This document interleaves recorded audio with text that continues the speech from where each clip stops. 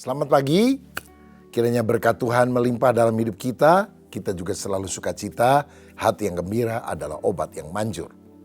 Baiklah, pada hari ini saya akan menyampaikan renungan dengan judul Manusia Lama versus Manusia Baru. Mari kita baca Efesus 4 ayat 20-24. Tetapi kamu bukan demikian, kamu telah belajar mengenal Kristus karena kamu telah mendengar tentang Dia dan menerima pengajaran di dalam Dia menurut kebenaran yang nyata dalam Yesus, yaitu bahwa kamu berhubung dengan kehidupan kamu yang dahulu harus menanggalkan manusia lama yang menemui kebinasaannya oleh nafsunya yang menyesatkan, supaya kamu dibaharui di dalam roh dan pikiranmu dan mengenakan manusia baru yang telah diciptakan menurut kehendak Allah di dalam kebenaran dan kekudusan yang sesungguhnya.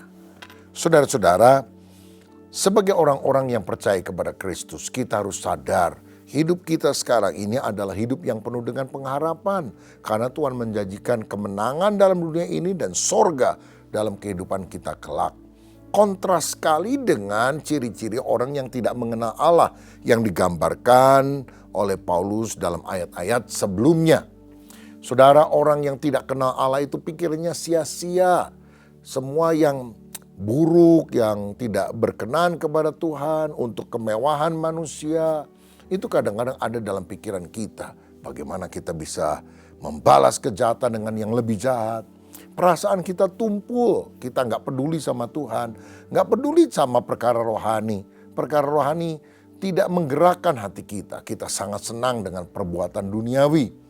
Perbuatan jahat kita juga lakukan, penuh dengan hawa nafsu, keserakahan, melakukan berbagai macam kecemaran. Tapi Alkitab bilang orang yang lahir baru tidaklah demikian. Makanya ayat tadi dimulai dengan perkataan tetapi kamu tidaklah demikian. Artinya ada perbedaan yang mencolok antara orang yang lahir baru dan tidak lahir baru. Kalau orang dunia nipu, orang Kristen nipu, apa bedanya? Kalau orang dunia utang gak mau bayar, orang Kristen utang gak mau bayar. Apa bedanya? Mesti beda dong saudara ya. Orang bule sama Indonesia juga ada bedanya. Kalau masuk restoran disodorin menu, yang bule lihat yang kiri. Makanan apa yang dijual? Capcay, puyunghai, barongsai. Orang Indonesia lihat yang kanan. Mana yang paling murah, itu yang dipesan saudara.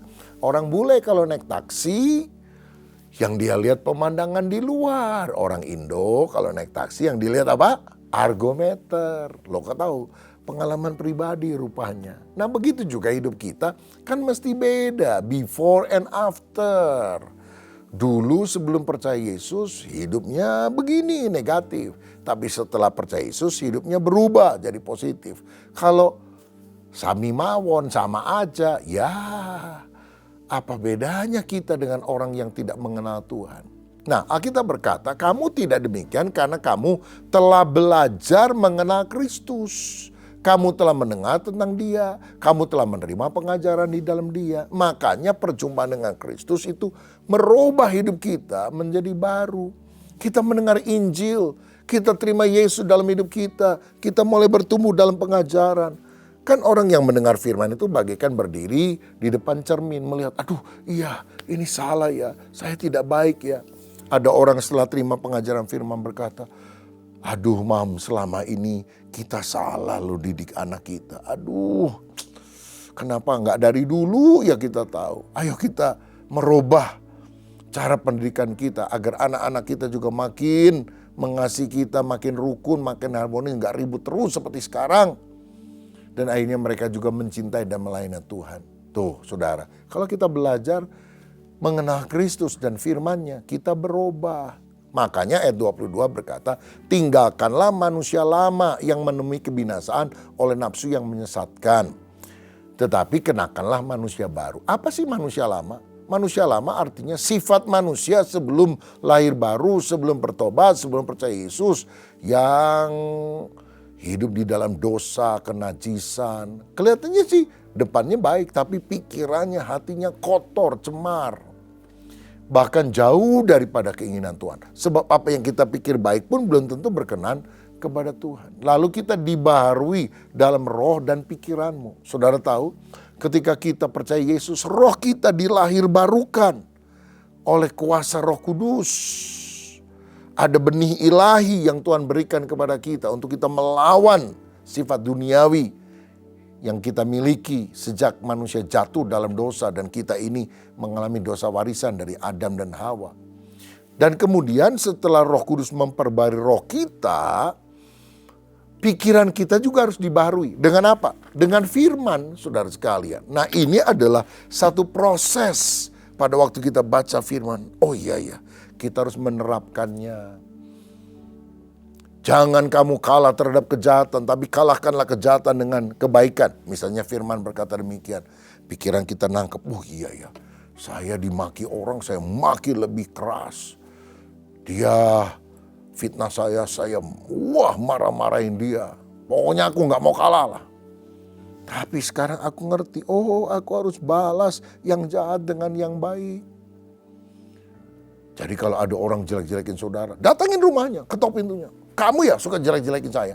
Iya, kenapa? Nih saya kasih kue ya buat kamu, selamat menikmati. Kan orangnya bingung, loh saya pikir mau dimaki-maki. Belajar membalas kejahatan dengan kebaikan. Nah pikiran kita diubah. Kalau pikiran berkata, kamu jelek, kamu gak berharga, kamu sial, Tuhan tidak sayang sama kamu. Baca firman. Kamulah anakku yang kukasihi. Engkau berharga di mataku, engkau mulia, aku mengasihi engkau. Aku punya rancangan masa depan yang indah bagimu. Oh, pikiran Kristus. Pikiran dari firman yang kita harus terapkan dalam hidup. Aduh, saya jatuh terus dalam dosa. Alkitab berkata, jadi siapa yang dalam Kristus, dia adalah ciptaan yang baru. Yang lama sudah berlalu, sesungguhnya yang baru sudah datang. Oh iya ya, saya ini bukan pendosa lagi. Saya adalah orang yang sudah ditebus oleh darah Yesus. Saya orang kudus, saya orang benar. Walaupun kadang-kadang kita masih jatuh dalam dosa, tapi status kita bukan lagi orang berdosa. Kita adalah orang yang sudah dikuduskan oleh darah Yesus. Makanya kenakan manusia baru yang diciptakan menurut kehendak Allah dalam kebenaran dan kekudusan. Saya pernah kasih contoh begini. Di dalam diri kita seperti ada dua burung, merpati putih sama gagak hitam, selalu bertempur. Siapa yang menang? Jawabannya yang dikasih makan paling banyak. Kalau gagak hitam dikasih terus makanan, pembicaraan porno, gambar-gambar tidak senonoh, pergaulan yang buruk, ya menanglah manusia lama, nafsu. Tapi kalau manusia baru kita isi dengan apa? Doa, pujian, penyembahan, pembacaan firman, pelayanan, menanglah manusia baru ini. Saudara, yang penting kita ketemu Yesus, berubah makin lama makin serupa seperti Kristus. Saya pernah dengar kesaksian seorang mahasiswa dari Indonesia belajar di San Francisco. Lalu tinggal di sebuah apartemen kecil sendiri ya. Bebas. Dia bukan cuma merokok, dia juga ini saudara. Kemudian lama-lama terikat dengan obat bius bahkan dengan ganja. Minum-minum mabuk sudah biasa bagi dia. Tapi setelah sekian waktu, ada teman-teman mahasiswa ngajak dia ke persekutuan Kristen Indonesia. Nggak mau dia saudara sekalian, tiap malam suka ngeganja, ngapain dia datang ke persekutuan seperti itu. Tapi karena terus diajak sama temennya, lama-lama sungkan juga, ya ikutlah dia saudara. Ikut di persekutuan itu sebulan, 2 bulan, 3 bulan, hatinya dijamah oleh Tuhan.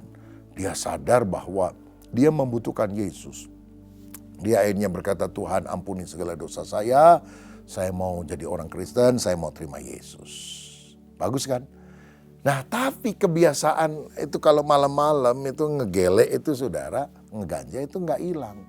Sampai satu kali waktu dia sudah malam dia rapikan mejanya untuk mulai membuat ganja itu untuk dia nikmati. Tiba-tiba seperti ada suara dalam pemikirannya. Kamu kan sudah ikut persekutuan doa Kristen. Kamu kok gak taat sama firman. Firman berkata, tubuhmu adalah bait Roh Kudus. Kenapa kamu kotori? Lalu seperti ada percakapan di pikirannya. Kalau rumah kamu tiap hari dilempari sampah sama tetangga, marah gak kamu? Ya marah. Masa kurang ajar orang lempari rumah saya dengan sampah. Lalu seperti suara itu bilang, tubuhmu adalah rumahku. Aku marah sama kamu. Tiba-tiba dia kaget saudara. Seperti tempelakan teguran Tuhan, teguran Roh Kudus dalam dirinya. Dia bilang, ampun Tuhan, ampun Tuhan. Malam itu dia bilang dia buang semua rokok, semua ganja, minuman keras, semua saudara. Dia bersihkan. Dan sejak itu dia taat sama Tuhan. Akhirnya dia melayani Tuhan. Sekarang jadi pendeta loh saudara. Dan dia bilang, yang lama sudah berlalu, sesungguhnya yang baru sudah datang. Dalam proses manusia lama, manusia baru, ini ada pergumulan antara gelap dan terang. Tapi kita kalau selalu hidup dalam doa, pujian, penyembahan, melayani, hidup jujur di hadapan Tuhan, minta selalu pikiran kita dibersihkan oleh darah Yesus. Dan kita punya teman seiman yang bisa saling menguatkan. Aduh, saya lagi tergoda ini oleh nafsu, tolong ya doain saya. Kita terbuka sama teman doain, jangan kalah, kamu mesti menang.